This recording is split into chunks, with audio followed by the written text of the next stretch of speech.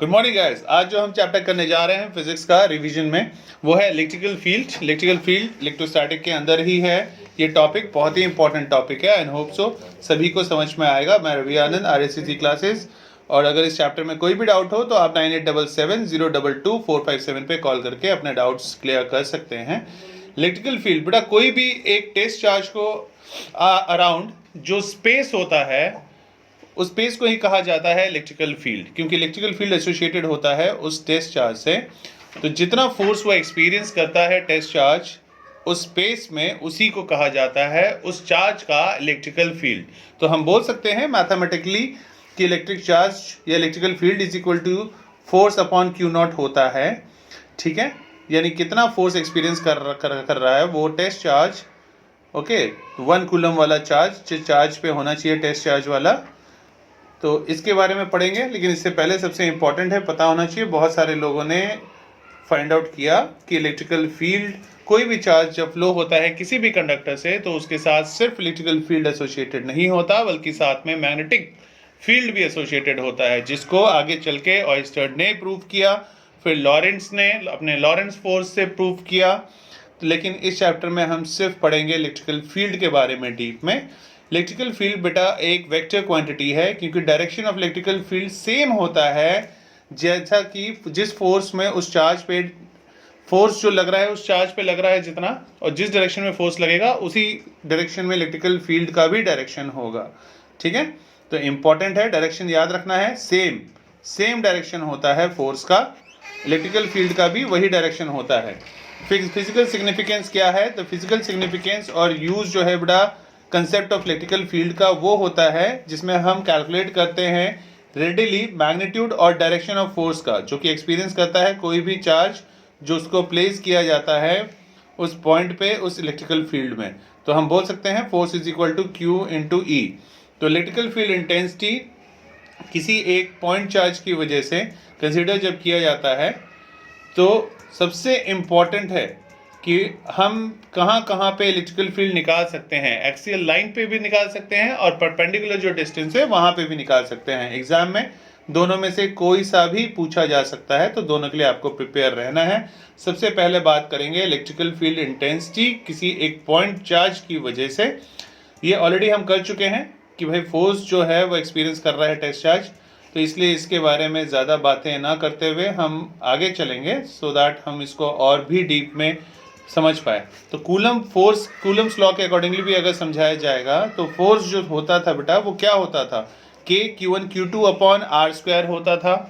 ठीक है, और अगर मैंने एक टेस्ट चार्ज ले लिया है, तो टेस्ट चार्ज अगर ले लूँगा तो मतलब चार्ज जो है एक पर्टिकुलर, ये जो टेस्ट चार्ज है इस पर कितना चार्ज है 1 कूलम का, तो Q को जब 1 से मल्टीप्लाई करेंगे तो कितना मिलेगा हमें, Q ही मिलेगा। तो इस केस में हम बोल सकते हैं, क्योंकि इलेक्ट्रिकल फील्ड जो था, ध्यान से देखो हुआ क्या एक्चुअल में। मैंने तुमसे कहा बेटा कि सबसे इंपॉर्टेंट मैंने क्या कहा कि कूलम वाला जब फोर्स कैलकुलेट किया था तो K Q1 into Q2 upon R square, यही बात की थी हमने स्टार्टिंग में इलेक्ट्रोस्टैटिक में कूलम्स फोर्स के बारे में जब किया। इलेक्ट्रिकल फील्ड के बारे में जब बात की, कितना फोर्स एक्सपीरियंस कर रहा है वो चार्ज। ठीक है, और इस चार्ज को क्या बोल दिया गया, टेस्ट चार्ज। अब फोर्स की जगह आप ये वैल्यू को पुट करें तो K Q1 Q2 upon R square है और नीचे Q1 है, तो Q1 और Q1 को जब आप काटेंगे तो क्या बच जाएगा बेटा, K Q2 upon R square. कहीं कहीं पे ये देखने को भी आपको मिल सकता है कि electrical field is equal to K Q upon R square.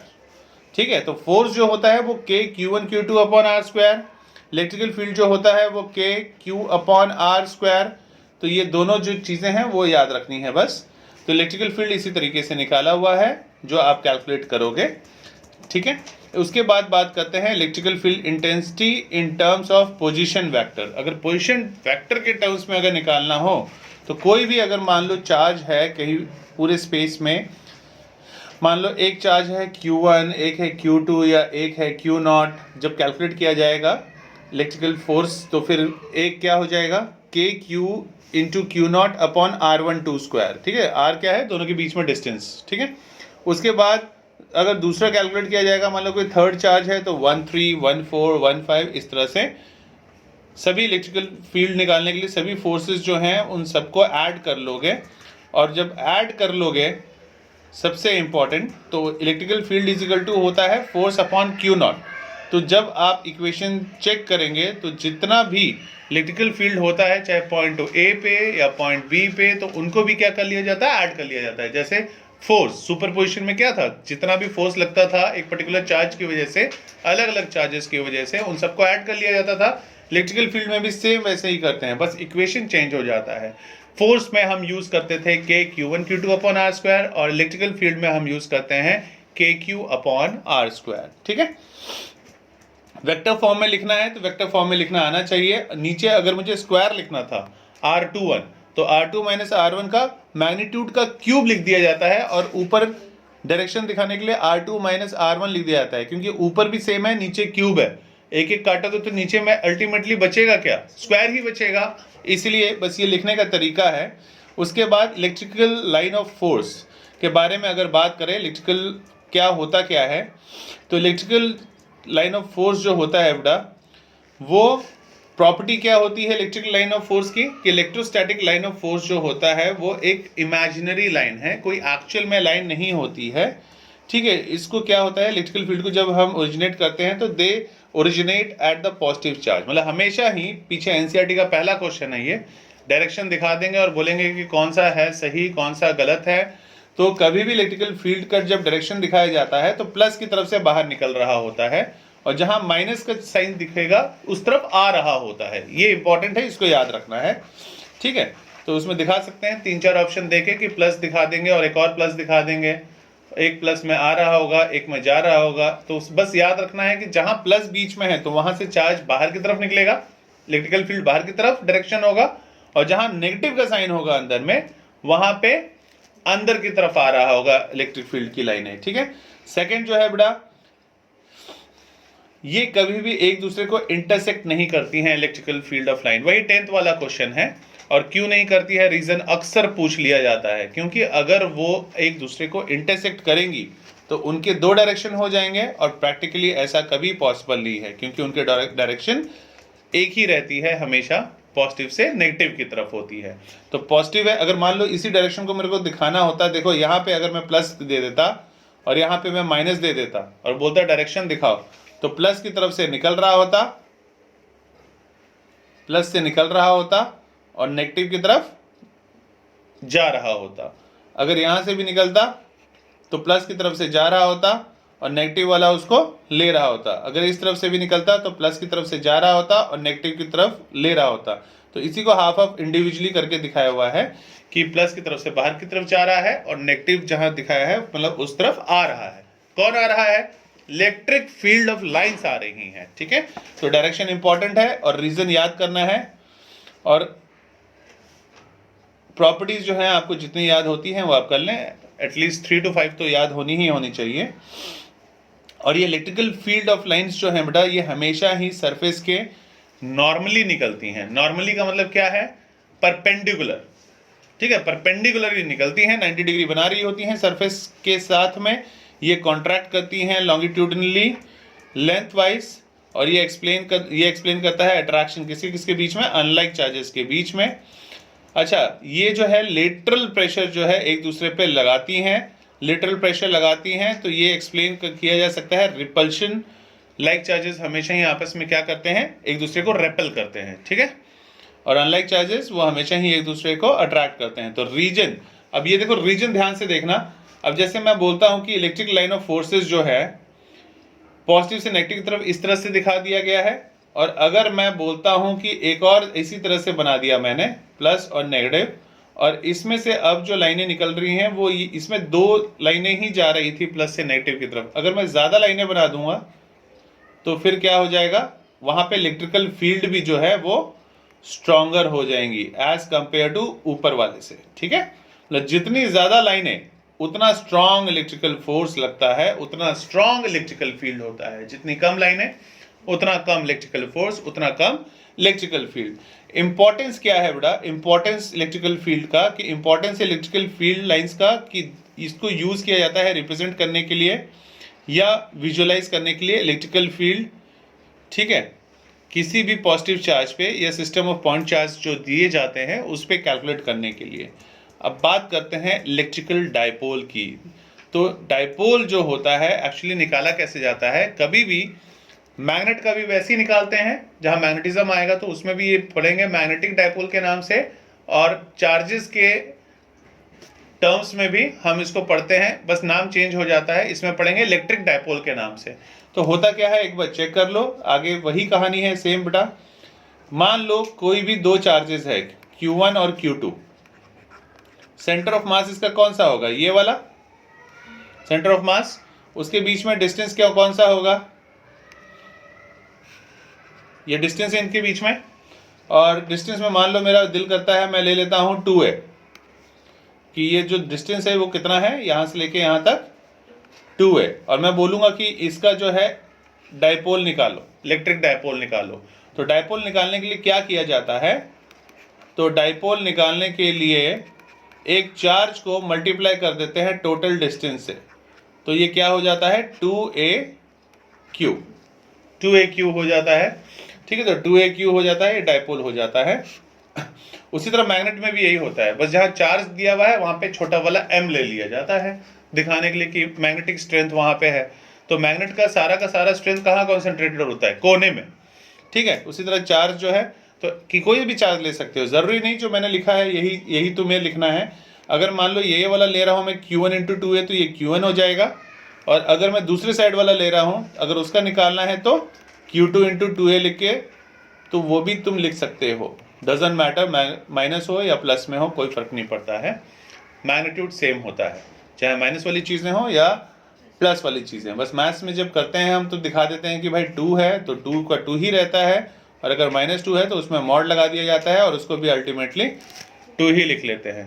तो मॉड लगा दिया मतलब मैग्नीट्यूड के बारे में बात कर रहे हैं, ठीक है। स्टैंडर्ड इक्वेशन क्या है, 2aq, ठीक है।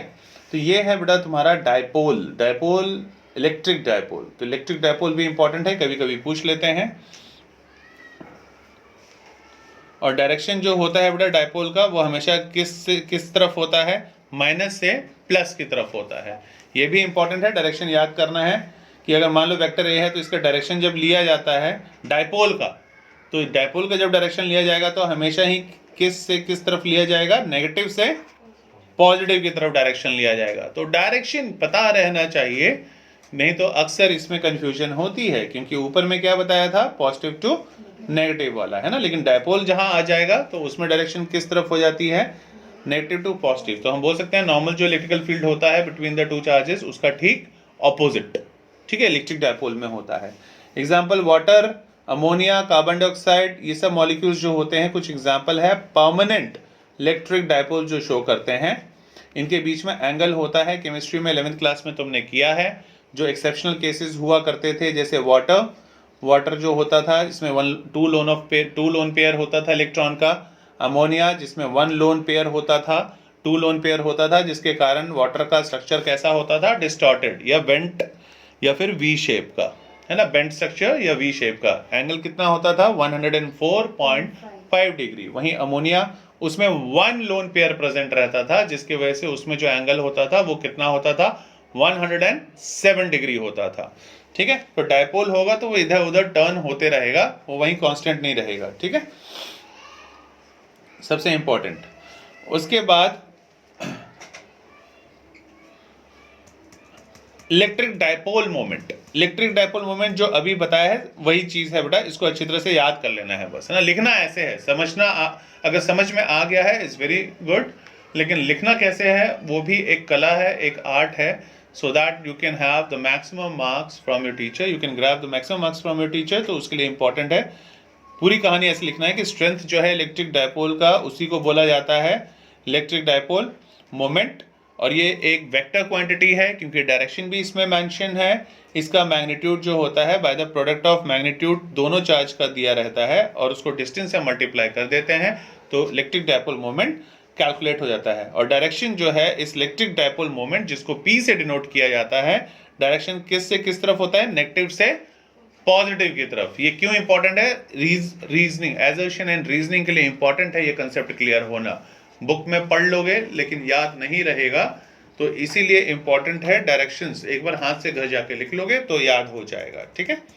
अब हम बात करेंगे जो कि अक्सर पेपर में पूछा जाता है, इलेक्ट्रिकल फील्ड इंटेंसिटी निकालो ड्यू टू अ डायपोल। कहाँ कहाँ पे? दो जगह पूछा जा सकता है, या तो एक्सियल लाइन में या फिर परपेंडिकुलर एक्सिस पे, है ना। सबसे पहले बात करते हैं एक्सियल लाइन के लिए। नॉर्मल मैथ्स है, मान लो एक डायपोल था, मान लो एक इलेक्ट्रिक डायपोल को कंसिडर कर लिया गया है 2 पॉइंट चार्जेस। एक तरफ कौन सा ले लिया गया है? -q, और एक तरफ ले लिया गया है +q। दोनों के बीच में कुछ डिस्टेंस होगा और वो डिस्टेंस हमें हमेशा कितना लेना है? 2a। ऐसा कोई जरूरी नहीं है कि तुम इसको 2a लो। अगर बाकी जो है कुछ बुक जो है वो बोली जाती हैं कि बहुत टफ है, टफ नहीं है, उसमें बस चीजें ऐसी ले ली गई हैं। जैसे ये 2a क्यों लिया जाता है? ताकि कैलकुलेशन में ईजी हो। अगर मैं इसी को डिस्टेंस को a लिख के कैलकुलेट करता तभी मैं कैलकुलेट कर देता, लेकिन कुछ फ्रैक्शन में आता, क्योंकि जब हाफ डिस्टेंस लेना होता तो a/2 लेता, आधा आधा डिस्टेंस, फिर प्लस करता, तो वो थोड़ा कॉम्प्लिकेटेड हो जाता। तो सिर्फ समझने के लिए याद रखो, इजी कैलकुलेशन के लिए ये डिस्टेंस को 2a ले लिया जाता है, हाइपोथेटिकल मान के चलते हैं हम, ठीक है। उसके बाद इलेक्ट्रिकल फील्ड का फॉर्मूला क्या होता था? KQ/r², ठीक है, r²। तो अगर मान लो स्मॉल डिस्टेंस 2a ले लिया है और p जो ले लिया गया है, मान लो p एक ऑब्जर्वेशन है एक्सियल लाइन पे, कहीं p एक पॉइंट पे एक्सियल लाइन पे डायपोल का एक डिस्टेंस r, मतलब ये बीच में, इसके बीच से लेके और जो एक पॉइंट लिया गया है p, इसके बीच में डिस्टेंस कितना ले लिया गया है? यहाँ से लेके यहाँ तक r डिस्टेंस ले लिया गया है, ठीक है। सेंटर ऑफ द डायपोल से, डायपोल का सेंटर कौन सा होगा? दोनों डायपोल का, यानी दोनों चार्ज के सेंटर वाली जो जगह है उसको बोलेंगे सेंटर ऑफ द डायपोल्स, ठीक है। तो सेंटर ऑफ डायपोल से लेके उस पर्टिकुलर p तक जो डिस्टेंस है उसको r ले लिया गया है। उसके बाद अब जब हम एक चार्ज की वजह से इस डिस्टेंस को देखेंगे या सेकंड वाले चार्ज की वजह से इस डिस्टेंस को देखेंगे, तो वही हम डिस्टेंस नीचे भी लेंगे अपने इलेक्ट्रिकल फील्ड वाले फॉर्मूले में। जब हम KQ/r² करेंगे तो मान लो एक चार्ज की वजह से जब लिया जाता है तो एक डिस्टेंस कौन सा ले लोगे? अगर मान लो इस -q की वजह से इस पर्टिकुलर p पे हम इलेक्ट्रिकल फील्ड कैलकुलेट कर रहे हैं, तो डिस्टेंस कौन सा लोगे? a से लेके p तक। ये डिस्टेंस कितना होगा? ध्यान से देखो, नॉर्मल मैथ्स है, फिगर बस सही बनना चाहिए। यानी यहाँ से लेके यहाँ तक गया मैं, तो मेरा डिस्टेंस कितना ले लिया मैंने? r। और फिर यहाँ से लेके यहाँ तक गया तो कितना डिस्टेंस ले लिया? ये 2a था, आधा कितना है? ये वाला डिस्टेंस a, तो यानी ये डिस्टेंस कितना हो गया? a। तो फिर यहाँ से लेके यहाँ तक ये डिस्टेंस कितना हो जाएगा? r+a। तो r नीचे जब डिस्टेंस का स्क्वायर करना है तो मैं क्या ले लूंगा? r+a का होल स्क्वायर। और जब दूसरा वाला चार्ज की वजह से, मान लो अब ये सेकंड चार्ज है +q, इसकी वजह से जब इलेक्ट्रिकल फील्ड इस पर्टिकुलर पॉइंट p पे कैलकुलेट करूंगा तब कौन सा डिस्टेंस लूंगा? अब ये डिस्टेंस जब लेना है तो इस डिस्टेंस में से इतना माइनस कर दो, मतलब यहाँ से लेके यहाँ तक r है ना, इसमें से अगर मैं इतना माइनस कर दूं, इतना काट के निकाल देता हूं मैं, तो फिर ये डिस्टेंस ही बचेगा, बचेगा ना। तो इसको मैं क्या लिख सकता हूं? यहाँ से लेके यहाँ तक तो r है और यहाँ से लेके यहाँ तक डिस्टेंस कितना था? a था, तो r-a लेंगे जब यहाँ से, जब इलेक्ट्रिकल फील्ड इस डिस्टेंस के लिए, यानी इस चार्ज की वजह से इस पर्टिकुलर पॉइंट p पे कैलकुलेट करेंगे। और फिर टोटल इलेक्ट्रिकल फील्ड निकालना है तो दोनों को क्या कर देंगे? ऐड कर देंगे, ठीक है। तो दोनों को ऐड कर देंगे, EA की वजह से और EB की वजह से। और जब दोनों को कैलकुलेट करोगे, या फिर माइनस का साइन क्यों लग गया? क्योंकि एक का डायरेक्शन अलग था और दूसरे वाले का एक चार्ज जो था वो प्लस में था और दूसरा वाला चार्ज किस में था? माइनस में। तो ऊपर जब Q लिया गया तो एक तो प्लस में है और दूसरा वाला माइनस में है, तो दोनों का मैंने तुमसे कहा कि दोनों को ऐड करेंगे, ऐड ही करना है। लेकिन एक प्लस में है तुम्हारे पास और दूसरी चीज माइनस में है, तो उसको अगर मैं बोल रहा हूं ऐड करो, तो इसका मतलब क्या हुआ कि फर्स्ट वाला माइनस सेकंड वाला। फॉर एग्जांपल, अगर मैं तुमसे कहता हूं कि 4 और -3 को ऐड करो, एक इलेक्ट्रिकल फील्ड जो था प्लस वाले चार्ज की वजह से था, एक इलेक्ट्रिकल फील्ड जो था वो माइनस वाले की वजह से था।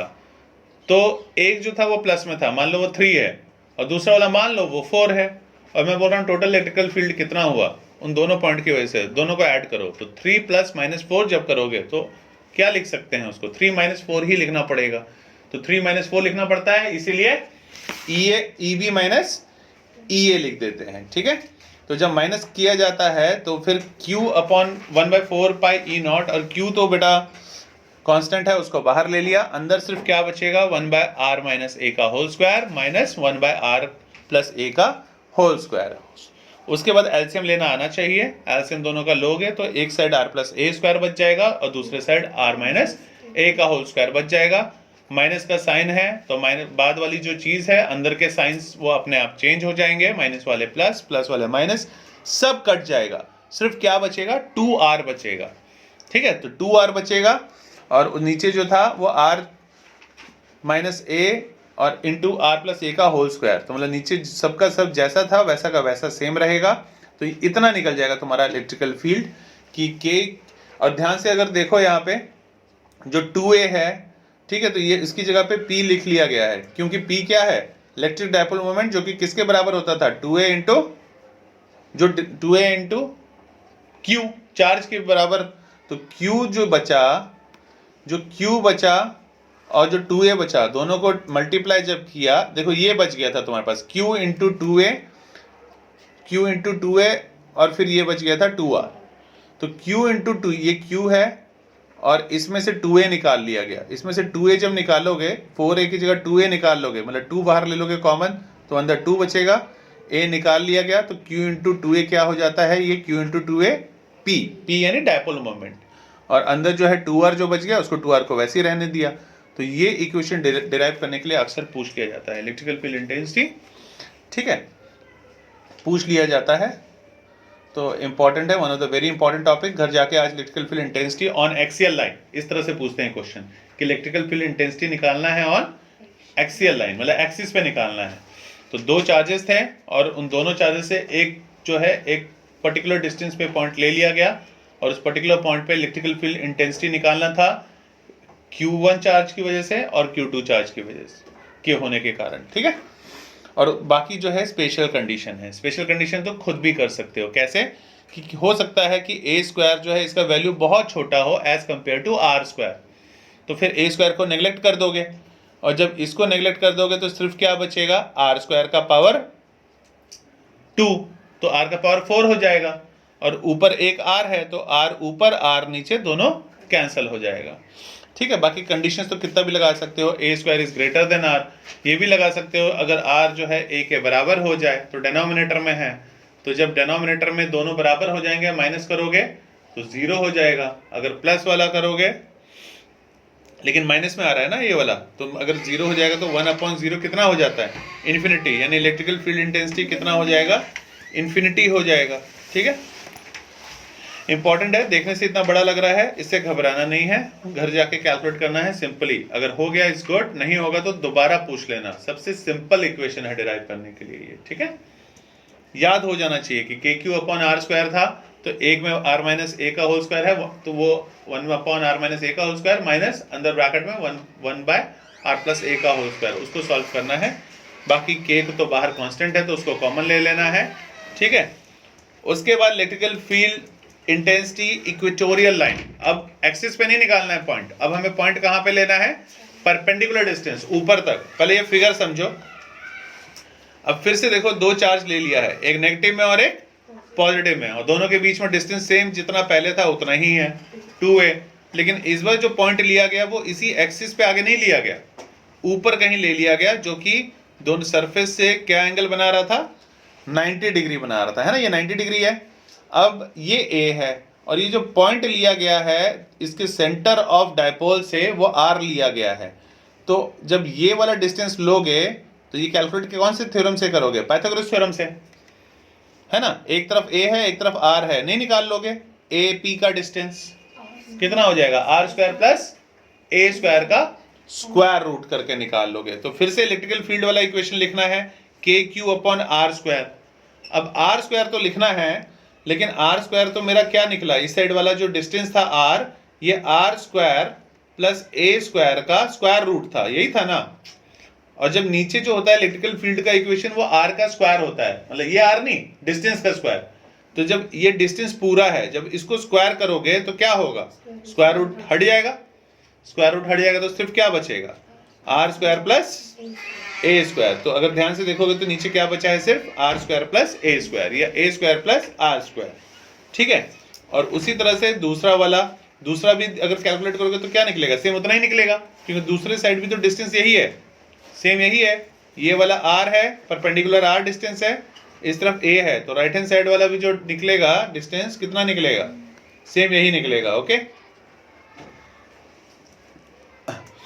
उसके बाद फिर से टोटल इलेक्ट्रिकल फील्ड निकालना है। तो टोटल इलेक्ट्रिकल फील्ड जब निकालेंगे तो ईवी जो है electrical field intensity point P पे है प्लस क्यू की वजह से, जो कि बी पे रखा गया है।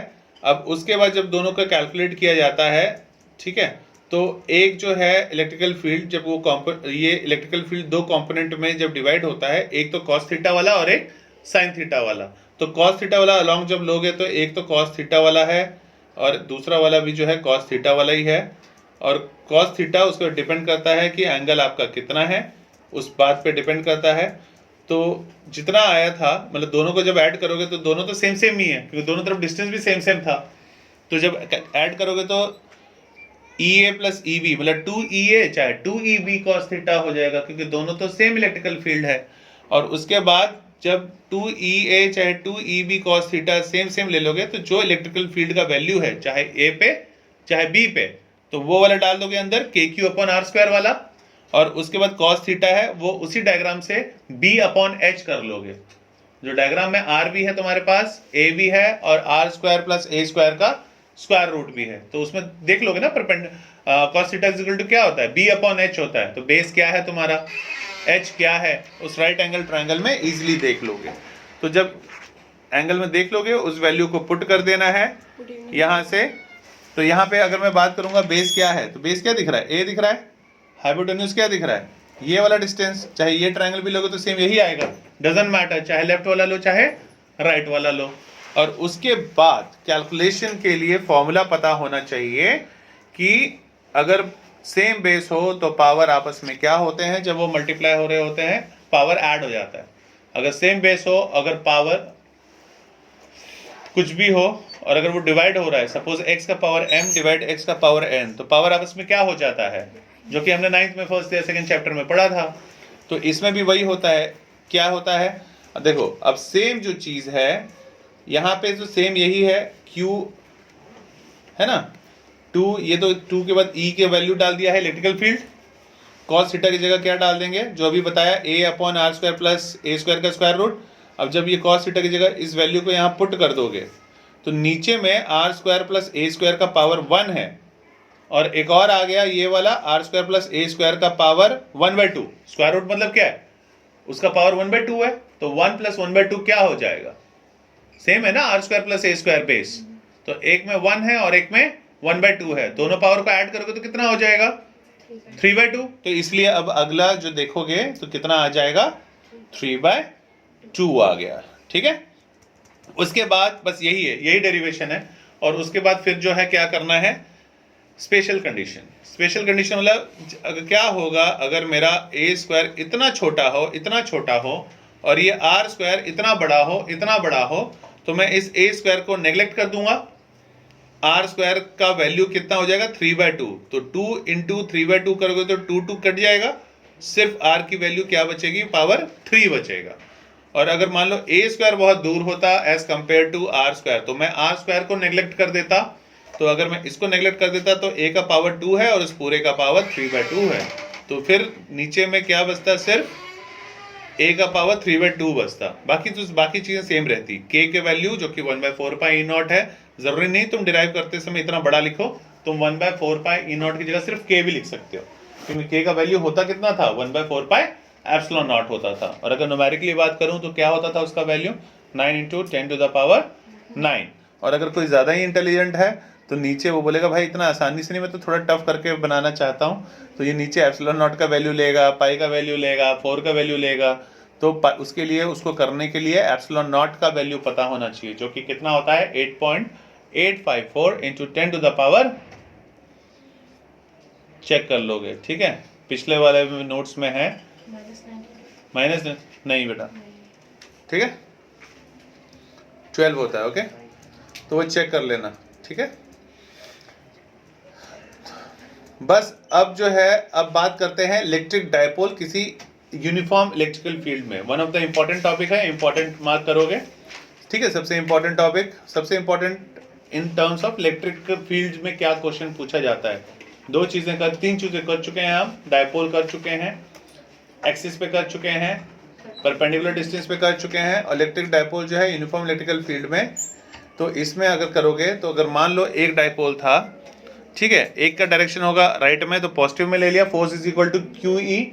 एक का डायरेक्शन नेगेटिव में था तो force is equal to minus q into e. Minus q लिया क्योंकि डायरेक्शन एक में धक्का दे रहे हैं राइट हैंड साइड और एक में लेफ्ट हैंड साइड धक्का लग रहा है। फिर इसी को यहाँ से 90 डिग्री में तोड़ोगे और फिर देखोगे कि जो एंगल बन रहा है, तो ये वाला जो डिस्टेंस है वो -2a sin थीटा और ये वाला जो डिस्टेंस है वो 2a cos थीटा। इस एंगल को ले लिया गया है P/H करके।